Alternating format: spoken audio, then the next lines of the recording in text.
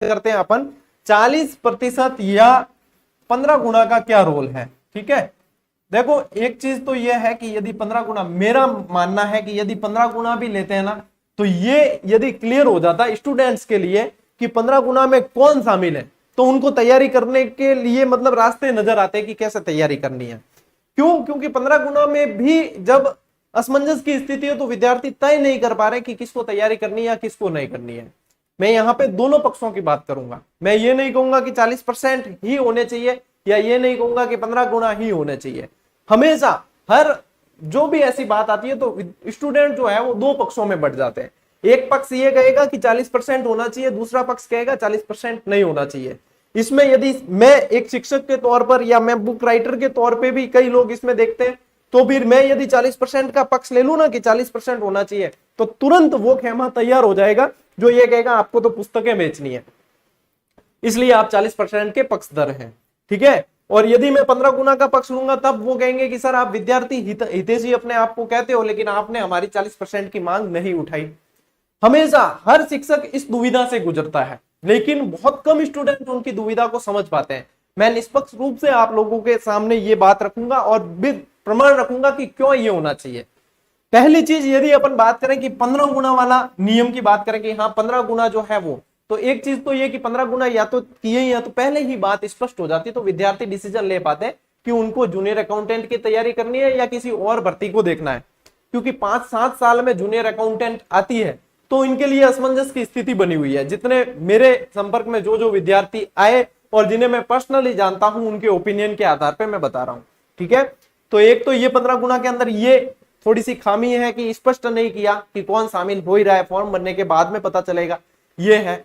दूसरी चीज ये है कि 15 गुना का यदि कहें कि हाँ वे विद्यार्थी जिन्होंने बहुत अच्छा स्कोर हासिल कर दिया सीईटी में, वो यही कहेंगे कि सर 15 गुना बहुत अच्छा फैसला है। ठीक है, उनके लिए। और उनका कहना यह भी है जो 15 गुना में नहीं आया वो 40% करवा के भी क्या सिलेक्शन ले लेगा, तो ये तो उनका पक्ष रहा। दूसरा पक्ष ये, चलिए 15 गुना वाला, दूसरा पक्ष है 40% वाला कि 40% होने चाहिए या नहीं। 40% में मेरे पास में 3 तरह के स्टूडेंट मुझे मिले, उनकी बात मैं आप लोगों के समक्ष रख रहा हूं। ठीक है, होना चाहिए या नहीं ये निर्णय आप लेना। एक स्टूडेंट मिला जिसके मदर की डेथ हो गई, कब? सीईटी के एग्जाम के समय।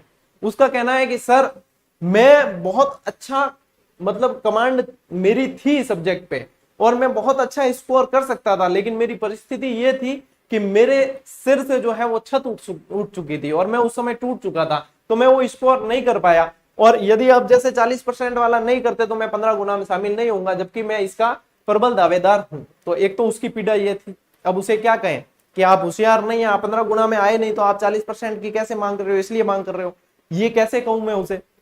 दूसरा, वो विद्यार्थी मेरे संपर्क में आया जो ये कहता है कि सर मैं अकाउंट फील्ड से हूं, मैं कॉमर्स से हूं और ये भर्ती जो है कॉमर्स के विषय पर ही है। यदि आप सेकंड पेपर देखोगे तो उसके अंदर पूरा कॉमर्स के विषय हैं और हमारी जीके और ये इतना मजबूत नहीं हो पाता है, तो हम इसमें इतना स्कोर नहीं कर पाते, जबकि यहाँ पे आर्ट्स वाले बाजी मार लेते हैं। उनका ये कहना था एक विद्यार्थी का, और इसलिए वो यहाँ पे परसेंटेज हाई ले जाते हैं। लेकिन फिर जब जूनियर अकाउंटेंट हो रहा है तब उसके अंदर अकाउंट के फील्ड के जो पार्ट है उनमें फिर आर्ट्स वाले लगेंगे, और यदि उसमें क्योंकि बाद में लग जाएंगे, फिर उनको ये जो सेवा नियम है और इनकी जानकारी बहुत बेहतर चाहिए, तब जाकर जो है फिर कंपटीशन यहाँ पे मतलब इतनी फाइट नहीं हो पाएगी यदि इसमें ये करते हैं। ये दूसरा पक्ष था उसका कि ये चीज है ना। एक कॉमर्स वाले विद्यार्थी की बात रखी मैंने, एक जिसके साथ में परिस्थिति सही नहीं थी। एक तीसरा विद्यार्थी मुझे मिला, वो कहता है कि सर मैं उस समय इतना जबरदस्त बीमार था, उसने मुझे अपनी मेडिकल रिपोर्टें बताई कि ये देखिए मैं उस समय एडमिट था, मैं बहुत अच्छी तैयारी करके और एग्जाम दे सकता था, लेकिन मैंने एग्जाम दिया मजबूरी में। मैं एग्जाम हॉल में बैठा जरूर हूं, लेकिन मैं मानसिक रूप से बिल्कुल ही उसके लिए प्रिपेयर नहीं था, और मैं मतलब 40% से तो ऊपर हूं, लेकिन मैं 15 गुना में शायद ही शामिल हूं, जबकि मेरा जो है अकाउंट सेक्शन बहुत अच्छा है और मैं जीके भी बहुत अच्छा कर सकता हूं। तब उसे भी क्या कहे। अब ये 3 चीजें ऐसी सामने आई, तब मुझे लगा कि 40% वाला यदि दायरा करते हैं तो फाइट तो यहाँ पे भी होगी, और जो विद्यार्थी बहुत इंटेलिजेंट है और 15 गुना बहुत अच्छी तरीके से शामिल है तो उन्हें तो निश्चित रूप से भय होना ही नहीं चाहिए, वो तो वैसे भी निकाल सकते हैं।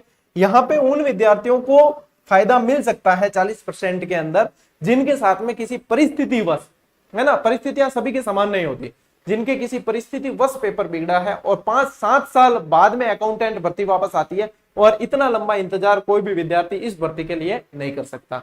तो एक पक्ष ये है, दूसरा पक्ष है 15 गुना। हम ये भी कहते 15 गुना सही है भैया, आपको इसके अंदर आना चाहिए था। 15 गुना भी कोई कम थोड़ी होते हैं, इतने होते हैं 15 गुना भी बहुत। भाई 5,000 लेने, वहां 75,000 परीक्षाएं देंगे, पेपर लीक नहीं होंगे 15 गुना में, क्योंकि कम लोगों की परीक्षा करवानी है। तो ये एक अच्छा फैसला है 15 गुना वाला, कि पेपर लीक को बचाया जा सकता है। लेकिन ये भी सोचे अपन कि पेपर लीक को स्टूडेंट कम कर करके कितना बचाया जाए। पेपर लीक को बचाने के लिए तो सरकार को उस हिसाब से सारी चीजें करनी पड़ेगी। भाई सीटेट और नेट कितने लोग देते हैं, लाखों लोग देते हैं, लेकिन फिर भी वहां पेपर लीक नहीं होते और अपने यहाँ पेपर लीक क्यों होते हैं? तो पेपर लीक होने के लिए ये रास्ता मतलब काटने की जरूरत नहीं है, इस रास्ते को सुधारने की आवश्यकता है कि क्यों लीक हो रहे हैं, उनको सजा देने की आवश्यकता है। ऐसे मतलब स्थापित करने होंगे ऐसे आयाम कि जिसके आधार पे सही तरीके से पेपर हो सके। तो ये दोनों पक्ष हैं साथियों। अब देखो निर्णय आप लोगों के हाथ में। रही बात कि सर 40% के लिए मांग उठाओ, कोई कहते हैं कि नहीं सर 15 गुना के लिए ही आप बात करो। अब एक शिक्षक होने के नाते एक पक्ष ए जो है वो भी मेरा स्टूडेंट है, पक्ष बी जो है वो भी मेरा स्टूडेंट है, मैं किसका साथ दूं बताइए? और ऐसा ही हर शिक्षक के साथ में होता है, लेकिन हर शिक्षक जो है बिल्कुल अच्छी तरीके से, स्पष्ट तरीके से अपनी बात को रख नहीं पाता है, और किसी एक पक्ष का पक्ष ले लेने पर उसे फिर कई तरह की मतलब उल्हाने सुननी पड़ती है, मारवाड़ी के ओढ़वा सुनना पड़े, ठीक है नहीं। इसलिए कोई भी स्पष्ट तौर पर आगे आकर इसमें समर्थन नहीं करता है। यदि आप सभी एक राय होते तो ये इन दोनों में से जो भी फैसला है वो बिल्कुल अच्छी तरीके से क्लियरली हो चुका होता। तो यहाँ पे ये थोड़ी सी विडंबना रहती है, आप लोगों के लिए भी है, हमारे लिए भी है ना। मैंने ये जो पक्ष बताए हैं 3 स्टूडेंट पे, इन पे विचार करना, और 40% भी तभी हो सकता है जब आप एक राय होके इसके लिए प्रयास करेंगे। आप किसी भी शिक्षक के भरोसे नहीं रहे इसमें, ठीक है, कि आप शिक्षक सर आप आइए और हमारा साथ दीजिए और आप संघर्ष करिए, हम आपके साथ हैं। नहीं, अपनी लड़ाई खुद लड़नी होती है। ये आप कब इस बात को जानेंगे? अपनी लड़ाई अपने आप को ही लड़नी होती है। जब आप अपनी लड़ाई लड़ने के लिए खुद ही प्रयास नहीं कर रहे हो और आप दूसरों को कहोगे कि आप हमारी लड़ाई लड़ो, हम आपके साथ हैं, तो फायदा आपको लेना है, तो लड़ना भी आपको पड़ेगा। इस